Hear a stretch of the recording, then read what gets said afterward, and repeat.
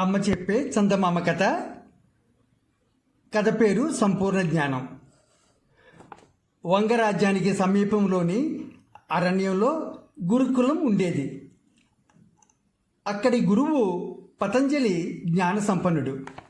అక్షరాభ్యాసం నుండి కొలువులో స్థిరపడే వరకు గురుకులంలో చదువు నేర్పేవారు. వర్షాకాలంలో మాత్రం అందరికీ సెలవులుండేవి. ఒకనాడు రాజస్థానంలో ఉన్నత ఉద్యోగం ఖాళీ ఉందని, రాబోయే పౌర్ణమి నాడు పోటీ నిర్వహించబడునని రాజు ప్రకటించాడు.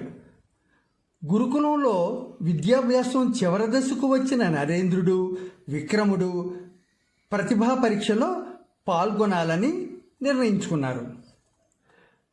పౌర్ణమి వచ్చింది.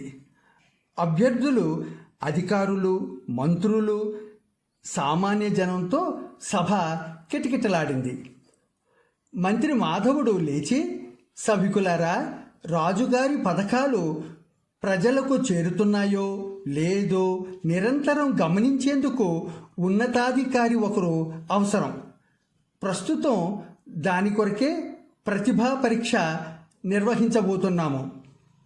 ఈ పరీక్షలో వివిధ శాస్త్ర జ్ఞానాలపై ప్రశ్నలుంటాయి. సరైన జవాబు చెప్పలేని వారిని తక్షణమే పోటీ నుంచి తొలగించటం జరుగుతుంది. చివరకు మిగిలిన ఏకైక వ్యక్తి కొలువుకు అర్హుడు అని ప్రకటించాడు. సభ నిశ్శబ్దంగా మారింది. భాషా, సాహిత్యం, గణితం ఇలా వివిధ రంగాల్లో ప్రశ్నలు అడిగారు. ఒక్కో విభాగంలో కొందరు నిష్క్రమించారు. చివరకు నరేంద్రుడు, విక్రముడు మిగిలారు.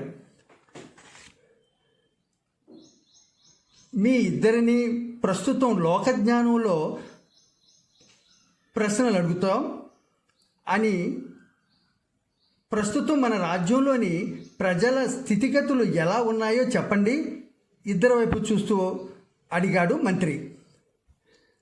విక్రముడికి ఈ ప్రశ్న కొత్తగా ఉంది. తను చదివిన గ్రంథాల్లో ఎక్కడా ఈ ప్రస్తావన లేదు. ఏం సమాధానం చెప్పాలో తెలియక తెల్లమొహం వేశాడు. నరేంద్రుడు మాట్లాడుతూ, నేను గమనించిన విషయాలను బట్టి రాజ్యం నందలి ఉత్తర భాగంలోని ప్రజలు తీవ్రమైన మంచినీటి కొరతతో ఇబ్బంది పడుతున్నారు. ఇక దేశంలోని రైతులందరి మనసుల్లో ఎంతో అసంతృప్తి ఉంది. తమ పంటను వ్యాపారులు తక్కువ ధరకే కాజేస్తున్నారని వారు ఆగ్రహంతో ఉన్నారు. తను గమనించిన విషయాలు చెప్పాడు. సభికులు చప్పట్లతో నరేంద్రుని మాటల్ని స్వీకరించారు. కొలువు నరేంద్రునికే ఖాయమైంది. రాబోయే వైశాఖ పాడ్యమి నాడు ఉద్యోగంలో చేరమని ఉత్తర్వు ఇచ్చారు. విక్రముడు, నరేంద్రుడు గురుకులానికి తిరుగు ప్రయాణమయ్యారు. విక్రముడు ముభావంగా ఉన్నాడు. నరేంద్రుడు పలకరించినా మాట్లాడలేదు. ఆశ్రమం చేరుకున్నాక జరిగినదంతా నరేంద్రుడు పతంజలికి వివరించాడు. విక్రమా, విచారపడవలసిన అవసరం లేదు. ఓటమి విజయానికి తొలిమెట్టు అన్నాడు పతంజలి. గురువుగారు, ఆశ్రమంలో నిర్వహించే అన్ని పరీక్షల్లో నరేంద్రుడి కంటే నేనే ముందుంటాను కదా, మరి ఇప్పుడు ఇలా ఎందుకు జరిగిందో అర్థం కావట్లేదు నిరాశగా అన్నాడు విక్రముడు. ఆశ్రమంలో బోధించిన అంశాలన్నింటిలోనూ నీవే ప్రథముడివి, కానీ లోకజ్ఞానం సంపాదించడంలో విఫలమయ్యావు. లోకజ్ఞానం గురువు నేర్పే విద్య కాదు, అది ఎవరికి వారు సముపార్జించుకోవాలి. ప్రతి సంవత్సరం వర్షాకాలంలో సెలవులిచ్చే ముందు నేను మీకిచ్చే సూచనలేమిటి? విక్రముని అడిగాడు పతంజలి.